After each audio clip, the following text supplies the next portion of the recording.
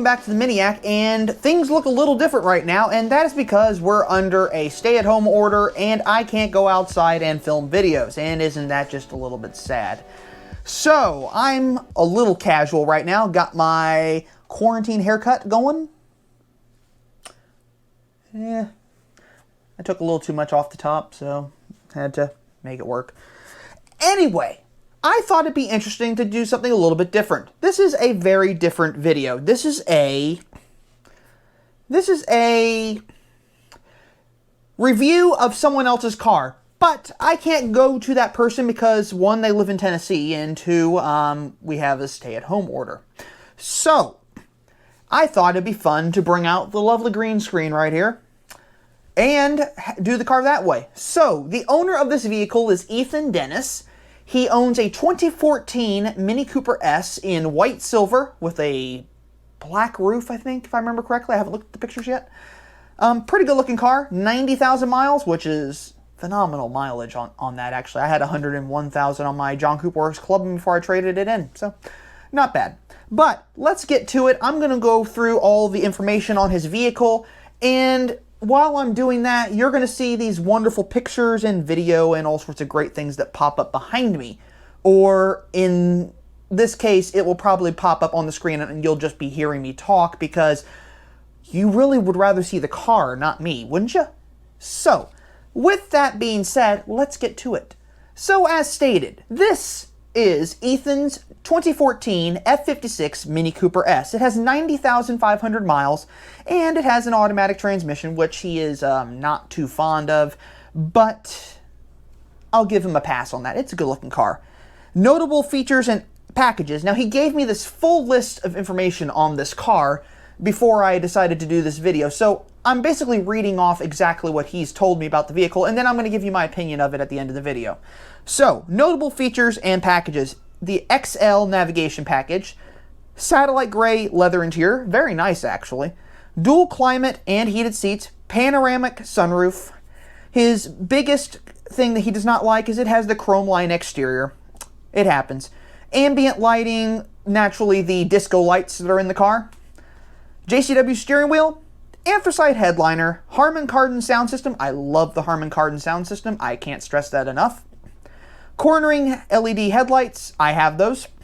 And factory rally lights, I wish I had those. Upgrades, this is what he's done to the car. Mini logo puddle lights, K&N air filter, updated Mini logo on the front, outmotoring hood scoop, muffler delete with 3-inch MagnaFlow tips, race chip GTS, plus 53 horsepower and plus 60 foot-pounds of torque. Very cool, actually. His current, or his most recent upgrade is black 17-inch track spoke wheels. Now, those look really, really good on this car. He also has R1 Concepts drilled and slotted rotors, ceramic pads, and 215/45/17 non-run flat tires because, naturally, we all hate run flat tires. And I can't stress this enough how much I hate run flat tires. I have run flat tires on my car and I hate them. They make the ride incredibly harsh. Very harsh. Really, really harsh. Frequently asked questions about the mods. The emblem was easy to install and he definitely recommends it. I did hear there's quite a bit of an issue with the guide pins on them because they don't quite line up correctly. So, something to think about. Use double-sided tape when you attach it, and it's pretty easy to do. Same goes for the hood scoop. He apparently had trouble installing that. That's probably why I'm not going to replace my hood scoop anytime soon, just because it's a pain in the butt. Exhaust has negligible droning unless you're in eco mode. Now, well, I defaulted my car to sport mode, so I don't have that problem. Ditch the run flats and go for a wider 215 tire if you have 7-inch wide rims. Now, I agree with him. I recommend that you go to non-run flat tires. And like I said, definitely get non-run flat tires. He said that the race chip is reliable and easy to install, but takes a few minutes to start working. The engine and components need to be warmed up. So that goes without saying, it's a plug-and-play chip tune. Now, if you really want to go all in and really tune the car, definitely go for the RPM tune, I believe is the one I heard is really recommended for the F cars. And if you're going to do that, talk to Mario out in California. He'll hook you up on that, and he may even do a remote chip remote ECU tune. I think he said he would be able to do that, but you need a Windows computer and a lot of time on your hands, maybe a couple hours to make it work, but I think it's doable. R1 rotors are amazing quality, but I am experiencing more brake fade now than before. Well, that happens. But it may be due to the AutoZone brake pads I installed with the rotors. Do not buy cheap car parts. I can't stress this enough. And if you want really good brake pads, go to Outmotoring. 0 to 60 time is between 5.3 and 5.6 seconds. That's about right. Depending on conditions, my fastest time was 5.24 for my Michelin Pilot Sport all seasons. 3 plus, but usually averages 5.5. Top speed, 148 plus, only been to 148. I'm sure it had a couple more miles per hour in it. I'm impressed you got it to 148, Ethan. But I don't know if you really want people to know that. So, we'll see. His next modifications are lowering springs and 17-inch spacers. Now, if you're going to lower it and space it at the same time, you want to make sure that you don't have your tires hit the wheel arches, because I have mine lowered, and I'm a little concerned that the wheel spacers might actually make the tires scrape the wheel wells, or wheel arches. So, we'll see. Favorite thing about the car. His favorite thing about the car's driving experience: should have gotten a manual. I agree, Ethan, you should have gotten a manual. As we all know, it handles the curves like no other car I've been in. It's sensational. It keeps up with supercars and typical sports cars at the Dragon. Now, this is him speaking this stuff, so I haven't had a chance to actually experience the car, but maybe next year. We'll see. The front end grip is amazing and tends to oversteer, rather than the typical front-wheel drive understeer. It is almost like a sleeper. The sound is incredible, and with and without exhaust modifications. The engine is extremely responsive with lots of low-end torque. Cooper S's are known to have really good low-end torque. It is amazing, actually. They have a lot of low-end torque. So that's a big plus. The automatic transmission is amazing and very quick, but I regret not getting a manual. I regret you not getting the manual as well.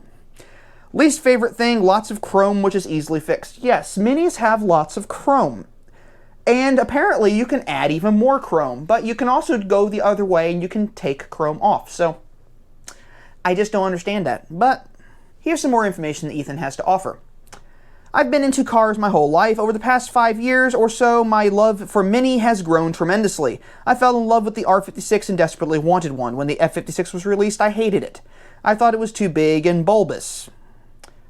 Okay, everyone in Mini Unfiltered or Modified Mini Cooper, you can stop watching now because I know your opinions on the F-car, so we'll just keep going. But it grew on me, and I fell for it even harder than the R56. I love what BMW continues to do with Mini as a brand. It's not just a car, it's a lifestyle.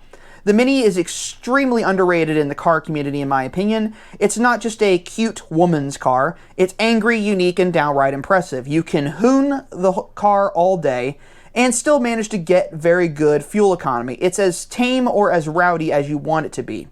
I agree with you, Ethan. I think it is as tame or as rowdy as you want it to be. I want my car to be more rowdy.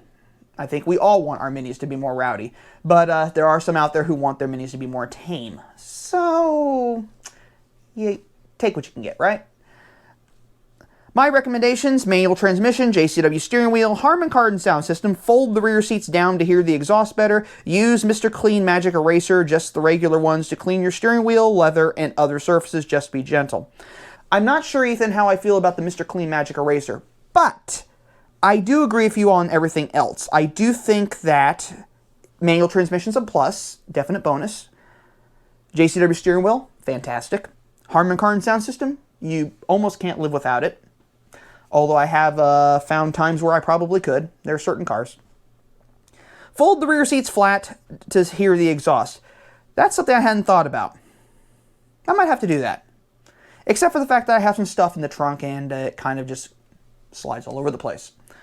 Anyway, what are my opinions of Ethan's car? And I want all of you out there to offer your opinions as well. I think it's a great looking car, but I have all of his pictures here so I can actually go through them. And based on what I'm seeing here, I think it's a fantastic looking vehicle. Ethan, I think you're on the right track with the modifications you're doing with this car. I think it's a fantastic little Mini. I love the white silver. I love the black roof. You got to get rid of the chrome mirrors. I cannot stress that enough. You got to get rid of the chrome mirrors. Change out some more of the chrome on it.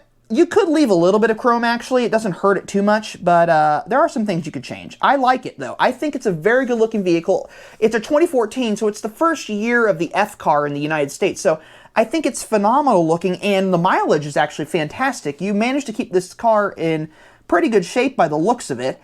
It looks like a very good-looking car, and the track spoke wheels on this car really add another level of style to this car. I'm very impressed with that. It makes the car look really good because for some reason the rest of the Mini wheels are just kind of ho-hum, depends on the wheel really. But your track spoke wheels, the Mini track spoke wheels, and are really good wheels, but here's the thing. There's two different types of track spoke wheels, and I'm not talking about black and silver. I'm talking about Cooper S versus JCW. Now, you might be wondering, well, they look the same. Well, they're not the same. The Cooper S track spoke wheels, which were available if you had the John Cooper Works Appearance Package, are flat-faced, meaning they don't bow out. And the reason why they don't bow out is because you don't have those gigantic brakes at the front of the car. Now, if you have a John Cooper Works with the track spoke wheels, you have the wheels bowing out to clear the brake calipers. Now, they have a very different look. Now, Ethan, I don't know which wheels you have, if you have the actual John Cooper Works track spoke, or if you have the Cooper S track spoke. Based on what I'm looking at here, it looks like you have the Cooper S track spoke wheels. But either way, it's a phenomenal look, and it really gives the car some class and some style. As far as lowering springs are concerned, they're very inexpensive. They look really good. And if you're going to pick a brand of lowering spring, I know Eibach makes good ones, and I know H&R makes good ones. I'm a big fan, since I have them on my car, I'm a big fan of the NM Engineering ones. And the reason why is NM Engineering develops all their parts to work specifically with BMW and Mini vehicles. They work specifically with those two brands, so the parts are designed to work with those cars, whereas Eibach and H&R tend to design parts that will work on a variety of vehicles, so they don't focus all their attention just into one particular brand. They spread it all out, and they develop with all these different cars. So, I would recommend the NM Engineering springs. They're about, I want to say $279, give or take. Those are the springs I'd recommend. I wish I had your rally lights, though. I really like the rally lights on that car. I want those rally lights, so that might be something I'm going to have to find a lot of money to spend to do. But I really like this vehicle. I think it's a good looking car, and I hope you all really like it as well. And yeah, it's a 2014 F56 Mini Cooper S hardtop. Great looking vehicle. Overall, great aesthetics, great styling. The options are really good. I think it's a great vehicle, and I think Ethan here got a really good car out of this, and you're going to have a lot of good use out of it. So continue to enjoy that car, continue to motor on, and just have fun. But I'm hoping you've enjoyed this video. If you did, check out my playlist at the end of this video. I'm going to put up a playlist here with all of the F56 Mini Cooper hardtop videos. So go over there and join me in those videos and check those out. But as always, I'm just going to let you go with the following saying that life is too short to drive a boring car, so drive a Mini. Motor on, my friends. I will see you later.